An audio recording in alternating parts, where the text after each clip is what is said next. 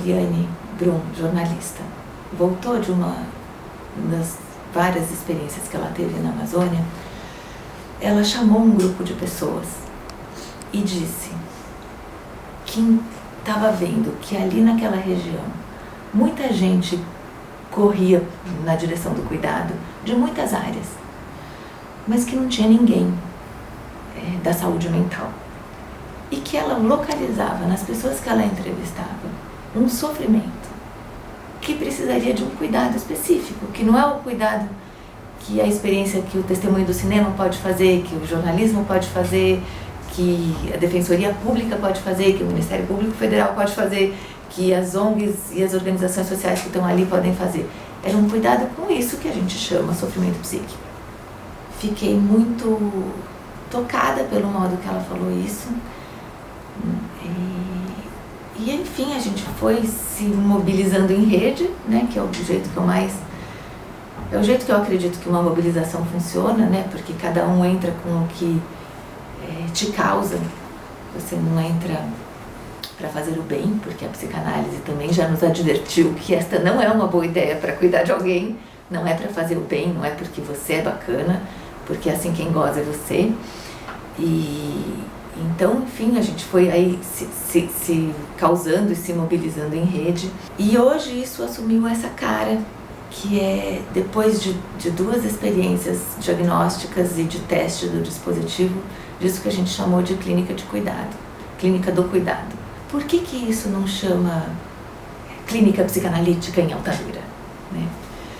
Primeiro porque a gente foi entendendo que o cuidado em Altamira, o cuidado com essa população que são os ribeirinhos atingidos por Belo Monte, ele é uma atividade bastante complexa, que deve ser composta por todos esses agentes que eu citei lá, que já estavam antes da gente chegar, e que do ponto de vista da saúde mental, ele se articula em dois grandes eixos, e por isso chama cuidado: promoção de saúde e assistência.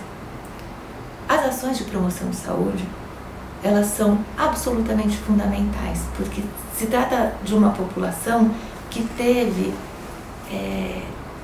a gente refere a eles como refugiados em seu próprio país, porque a pátria deles foi embora, né?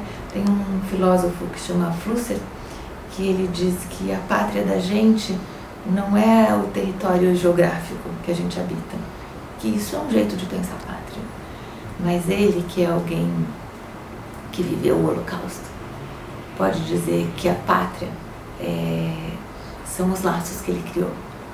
A pátria é a experiência de comunidade, são os amigos que ele fez, é desse outro tipo de geografia que se fala.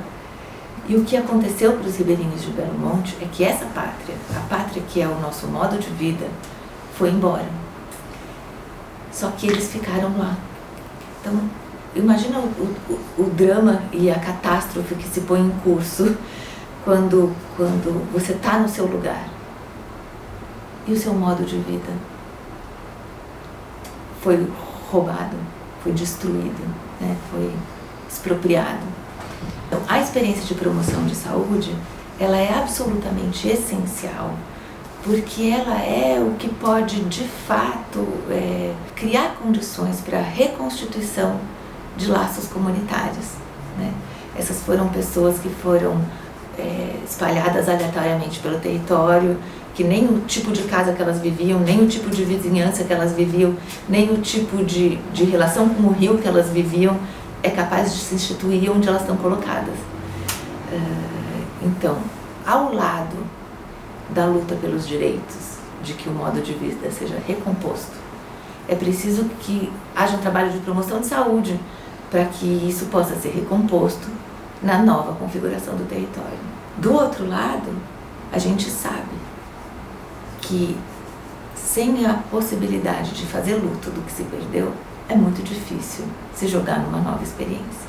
E aí entra todo o trabalho de assistência, que é um trabalho de assistência em saúde, que seria esse trabalho da clínica estrito sensu. Mas ali não vai dar para falar em clínica estrito sensu. A experiência e a noção de privacidade, por exemplo, que é uma prerrogativa da nossa clínica no Centro-Sul do nosso Brasil, né? Ela é muito diferente do que é a experiência, do que é a ideia de privacidade para um ribeirinho nas margens do Xingu. Então, a primeira vez que eu fui para lá, eu achei que eu ia abrir uma casa e que a gente ia ter vários clínicos, pesquisadores ali e que as pessoas viriam até a gente. Assim, 20 segundos no Xingu para entender que inventa aí. E eu me lembro que uma das primeiras frases que eu falei quando eu cheguei lá foi: a primeira coisa que eu descobri que é que o que eu sei fazer não serve aqui. O que a psicanálise me ensinou e me deu de instrumento serve, só que não pode ter essa amarração de setting, digamos assim, né? Essa amarração técnica. A psicanálise sabe cuidar de sofrimento e essas pessoas estavam sofrendo e estão sofrendo, né? E resolver que eles são vítimas de estresse pós-traumático ajuda bem pouco, né? E a gente precisava ampliar a categoria e entender que esse sofrimento ali não produz exatamente ou exclusivamente o que a gente chama de doença mental, mas esse sofrimento produz AVC, produz cardiopatia, produz hipertensão, produz depressão, produz diabetes. Bom, então é preciso, se a gente quer cuidar dessas doenças, é preciso que a gente faça um desnível, para uma descida para o que compõe a etiologia e a fundação disso como doença, e cuidar disso. E aí a experiência da assistência se somou a essa ideia da promoção de cuidado, da promoção de saúde, com essa outra cara, né? Que é atender as pessoas no lugar em que elas estão. Porque também a gente aprendeu com eles que são pessoas